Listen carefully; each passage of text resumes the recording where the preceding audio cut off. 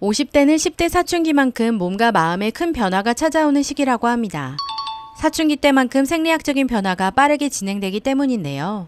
기억력이 떨어지고 근골격량이 감소하고 남녀 모두 갱년기가 찾아오고 노화의 속도가 빨라지는 것처럼 느껴집니다. 요즘 50세에서 60세 초반까지 신중년기라고 부른다고 하는데요. 신중년기란 신체, 사회, 가족적 측면에서 많은 변화를 겪게 되는 50세에서 60세 사이로 새롭게 건강한 삶을 지향하는 세대를 가리킵니다. 평생 건강했던 분들도 건강검진을 받으면 혹시 숨겨진 병이라도 있는 게 아닐까 마음이 조마조마하죠. 그래서 건강에 좋다는 것들은 더욱 관심을 가지게 됩니다. 제 가장 가까이에 있는 친정 엄마나 시어머니부터도 저를 보면 가장 먼저 하시는 말씀이 이것이 몸에 좋다더라. 어디서 파는지 얼마인지 알아봐라. 너도 꼭 먹어라. 이니까요. 나이가 들면서 퇴행성 질환인 무릎 통증과 허리 통증 때문에 먹는 것에만 관심이 있지 이 운동이 좋다더라. 저 운동이 좋다더라. 라는 말씀은 하지 않습니다. 매일매일 규칙적인 운동 말이 좋죠. 갑자기 매일 따로 시간을 내서 어떻게 운동을 합니까? 날도 덥고 조금 움직였더니 여기저기 쑤시고 운동하고 싶은 의욕도 없으니까 운동은 힘듭니다. 그래서 근육 손실을 예방할 수 있는 가장 간단한 운동 방법을 알려드리겠습니다. 바로 발꿈치만 올렸다 내렸다 하는 발꿈치 운동인데요. 이 영상을 끝까지 보신다면 서울대병원 의사도 인정한 발꿈치 운동만으로 예방할 수 있는 질병과 효능 효과에 대해서 알아가실 수 있으니 여러분에게 꼭 도움이 되셨으면 좋겠습니다. 또 구독과 좋아요는 저에게 큰 힘이 됩니다. 정말 아무것도 할 수 없다 싶으면 TV 보면서 꾸준히 하루에 발꿈치 운동만 100번 이상 해주세요. 발꿈치 운동만으로 얻을 수 있는 효과는 아주 큽니다.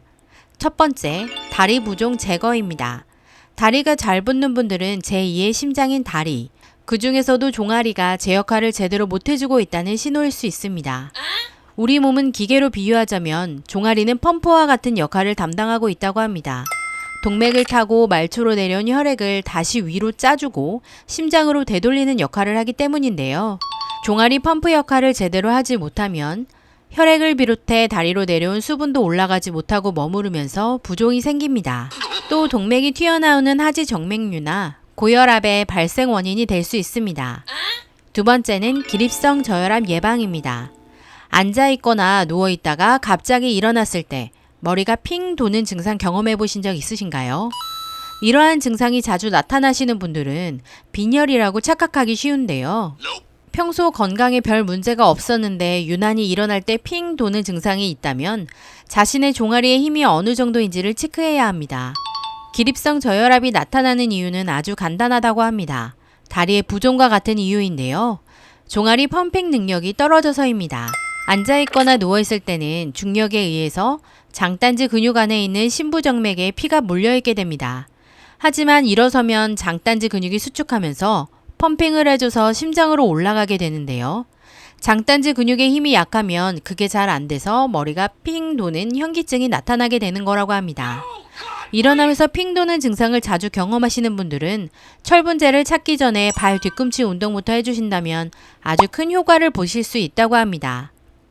세 번째는 노년의 낙상사고입니다.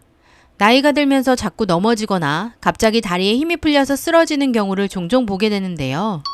잘못 넘어지게 되면 고관절 손상이 와서 꼼짝없이 누워 있어야 하고 그러다 보면 신진대사가 저하되어 더욱 건강이 약해지기도 합니다. 노년의 내 건강을 지켜줄 고귀한 근육이 바로 종아리인 거죠. 가만히 서 있을 때 우리 몸이 넘어지지 않도록 힘을 쓰고 있는 유일한 근육이 장단지 근육과 가자미근입니다.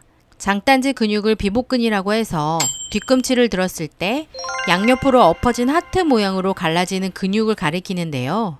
물론 대부분은 그 하트를 가지고 있지 않죠. 발꿈치 올리는 운동을 열심히 한다면 그 종아리 하트를 얻을 수 있습니다. 그리고 가자미근은 종아리에 세로로 길게 뻗어 있는 근육인데요. 이 두 근육은 서 있을 때 앞으로 넘어지지 않게 발목을 단단하게 잡아주는 역할을 합니다. 이 종아리 뒷근육만 튼튼하게 키워도 낙상 위험을 크게 줄일 수 있다고 합니다. 네 번째는 무릎 통증 완화입니다. 무릎에 물이 차기도 하고 무릎 근처에 뾰족하게 석화된 것들이 염증을 일으키기도 하는 등 무릎 통증을 유발하는 원인은 아주 다양하다고 합니다. 무릎이 아프다고 해서 운동을 하지 않고 아예 움직이지 않으면 무릎뿐만 아니라 허벅지와 종아리도 약해지게 됩니다. 무릎의 슬개골을 감싸고 있는 것이 허벅지 근육 대퇴사도근입니다. 대퇴사도근을 도와주는 근육 중 하나는 종아리 근육이라고 합니다.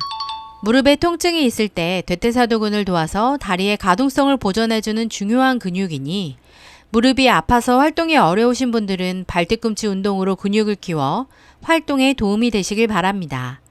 어떠세요? 가만히 서서 발뒤꿈치 운동만 들어도 예방할 수 있는 질환들이 아주 많죠. 갑자기 매일 따로 시간을 내서 운동을 하기 힘드시다면 집에서 TV 보면서 신호등에 멈춰서 있을 때, 엘리베이터 기다릴 때, 강아지가 산책 갔다가 응가한다고 한 템포 쉴 때 등 사소한 시간 속에서 습관처럼 발뒤꿈치 들기 운동만 해도 그 효과는 아주 놀라울 것 같습니다. 단번에 거창한 변화는 없더라도 건프로와 함께 꾸준히 하나씩 건강을 위한 실천을 하다 보면 우리 몸은 어느새 잔병치레조차도 안 할 만큼 건강한 몸이 되어 있을 거라고 생각합니다. 집에서 간단하게 할 수 있는 운동법이 있다면 댓글로 다른 분들과 공유해 주시기 바랍니다. 이젠 100세 시대이고 우린 건강해야 하니까요. 구독, 좋아요는 저에게 큰 힘이 됩니다. 감사합니다.